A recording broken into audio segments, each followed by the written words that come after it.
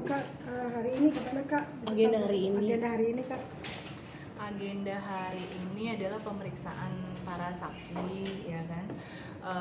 Kebenaran salah satu dari saksi itu ada Mas Andi, karena Mas Andi pada tanggal 16 Agustus pas kejadian di rumah sakit yang saya laporkan adalah saudara AO itu menelpon ke handphone saya pada 16 Agustus 2022, call ya? Ya. Vicol, terus yang angkat dia karena pada saat itu handphone saya sudah dirampas sama AO, jadi saya nggak bisa berbuat apa-apa dan Mas Andi telepon sampai lama banget ya teleponnya, sampai akhirnya polisi dari Polres Jakarta Timur datang ke Rumah Sakit Premier karena Rumah Sakit Premier tidak bisa berbuat apa-apa dan security-nya pun tidak bisa berbuat apa-apa. Dari pihak rumah sakitnya nggak ada maksudnya pembelaan buat saya sebagai pasien VIP. Malah justru kita bersyukur dan berterima kasih kepada aparatur negara ya, khususnya Polres Jaktim yang udah bisa menolong Heni dalam kondisi itu ya. Jadi mereka sejak cepat, cuman kok dihalang-halangin, sedangkan orang yang nggak jelas itu main masuk aja ke dalam kamar. Karena saya pada waktu itu pas saya telepon ke ini yang angkat dia. Nah setelah mereka ribut-ribut, handphonenya ternyata nggak dimatiin. Nah saya pikir nih ada apa ini kan? Saya dengarnya memang si Heni bilang balikin handphone saya, balikin saya. Nggak apa-apa lo balikin lo, busitan lo handphone lo. Biarin aja lo kan nggak tahu lagi di rumah sakit, lagi sakit, biarin aja sampai mati lo tadi gitu kan.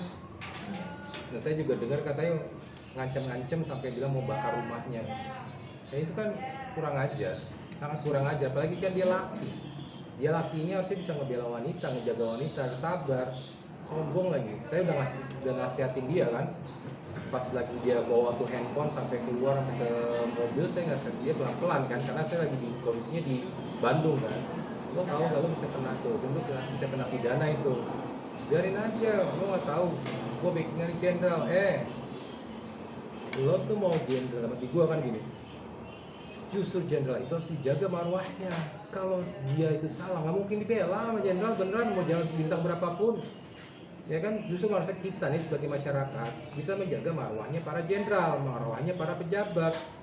Bukan akhirnya dimanfaatin untuk ngurusin case-case seperti ini gitu kan. Tapi kalau buat saya, ya saya pasti marah.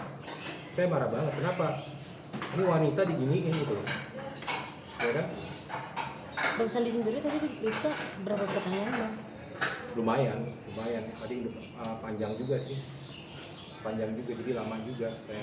Di antaranya apa Bang? Ya tadi saya mendengarkan itu gitu loh. Teriak-teriakan minta dibalikin handphonenya sampai dengan tadi. Biarin aja biar mati loh gitu kan si ininya. Sampai ngancem-ngancem itu yang saya langsung wah ini saya panas sebenarnya, cuman ya saya bisa berbuat apa pada waktu itu kan. Saya kan masih by phone, masih telepon gitu kan. Saya justru harus bisa menenangkan kondisi di sana walaupun cuma by phone kan.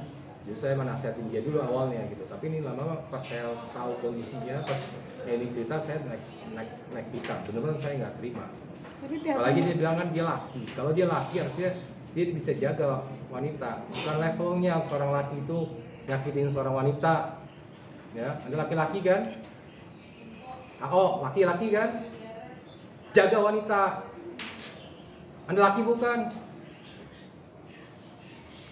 Kasihan orang loh. Dan juga nih pas rumah sakit juga saya benar-benar kecewa loh. Rumah sakit yang benar-benar harusnya internasional bisa menjadi contoh buat rumah sakit yang lain. Kok malah orang yang nggak ada juntrungannya, ini kan di luar jenguk juga kan, bisa dimasukin. Sedangkan waktu itu polisi aja mau datang untuk melerai ataupun mengamankan Heni, malah dipersulit.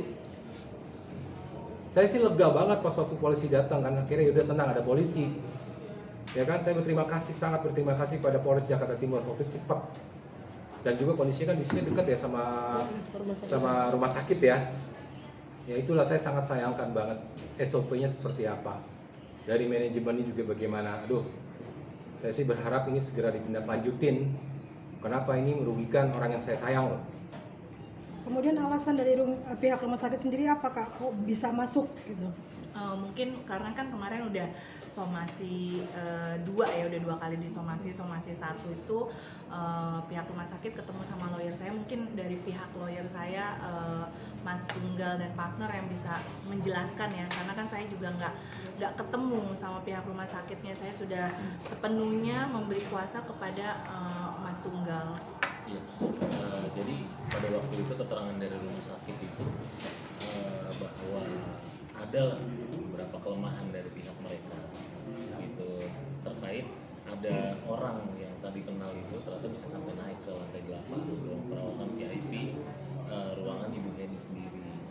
Nah kemudian setelah kami lakukan teguran memang sudah ada beberapa pertemuan itu juga membahas terkait kecerobohan itu gitu, tapi yang sangat kami sayangkan sampai hari ini belum ada penyelesaian apapun bentuknya, baik perdamaian ataupun apa gitu. Malah pada tanggal 16 ya, 16 September ya, malam itu hari Sabtu ya, hari Sabtu tanggal 16 itu malah ngirim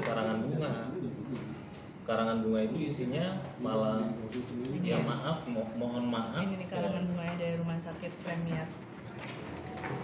Mohon maaf atas ketidaknyamanannya dan semoga Ibu Heni lekas sembuh. Iya. Itu tidak sama sekali kan nggak berhubungan. Sama sekali nggak ada hubungan, nggak ada korelasinya. Ini mengancam nyawa seseorang ya. Apalagi saya dengar juga dari ini kan beberapa hari yang lalu itu infusnya itu darahnya udah naik ke atas. Apalagi kita lagi nebulizer kan, lagi pernafasannya kan mesti dirawat kan, sampai naik ke atas itu malah ya harusnya ditanggulangi, segera diamankan orang itu di mohon maaf Pak, tolong ya, ini pasien kita lebih utama ya Pak, Bapak pergi dulu gitu misalnya, ya kan, balik dari pihak-pihak yang di dalam manajemennya gitu, maksudnya punya ketegasan gitu, ya kan, harusnya punya ketegasan dalam itu untuk melindungi pasien, karena pasien ini juga kan bayar, benar nggak? Dirugikan sekali loh, bayarnya mahal lagi. Pada saat kejadian Kak Heni di kamar itu sendiri atau memang ada asisten? Ada asisten ya, di kamar itu ada asisten, dan saya juga kaget karena pada saat itu baru selesai di nebulizer, terus juga baru selesai makan malam, harus minum obat juga gitu, dan tiba-tiba ada orang datang, saya kaget dan dia tiba-tiba marah-marah, dan memang udah mau tidur kan, asisten saya juga udah mau tidur karena udah malam, lampu pun udah digelapin gitu. Untuk di sofa bed itu udah digelapin lampunya, dan rumah sakit nggak bisa berbuat apa-apa sampai akhirnya asisten saya turun ke bawah untuk panggil security. Kalian bayangkan loh, yang panggil security aja asisten saya loh, bukannya dari pihak manajemen ya. Asisten saya yang manggil ke bawah security, dan security nggak bisa berbuat apa-apa dan manajemen pun nggak bisa berbuat apa-apa. Sampai akhirnya itu kejadian 1 jam tapi tidak ada penyelesaian. 1 jam lebih akhirnya saya telepon lawyer, polisi datang seperti itu, karena kan di ruang perawatan kamar VIP itu kan ada telepon yang bisa saya telepon keluar gitu loh untuk urgent. Jadi kan pihak rumah sakit seharusnya nelpon saya kan ke atas kan, nelpon dulu ke lantai 8, izin seperti apa.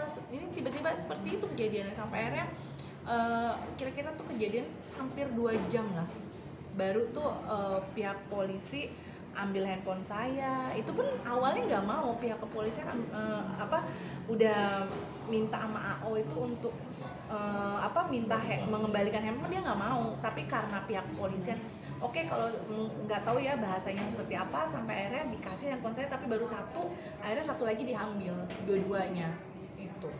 Karena kan yang tahu kejadian persis itu adalah asisten saya dan Mas Sandi, karena Mas Sandi on terus kan handphonenya kan, video call. Saya kan nggak tahu, karena saya kan di lantai 8. Masalahnya kan memang orang yang lagi dipermasalahkan oleh AO dan ini kan juga sekarang udah menjadi TSK kan, akan lagi dalam proses, harusnya sabar gitu loh. Makanya waktu itu pas saya di situ nasihatin, sabar, ini kan lagi dalam proses mereka kan, saya bilang begitu.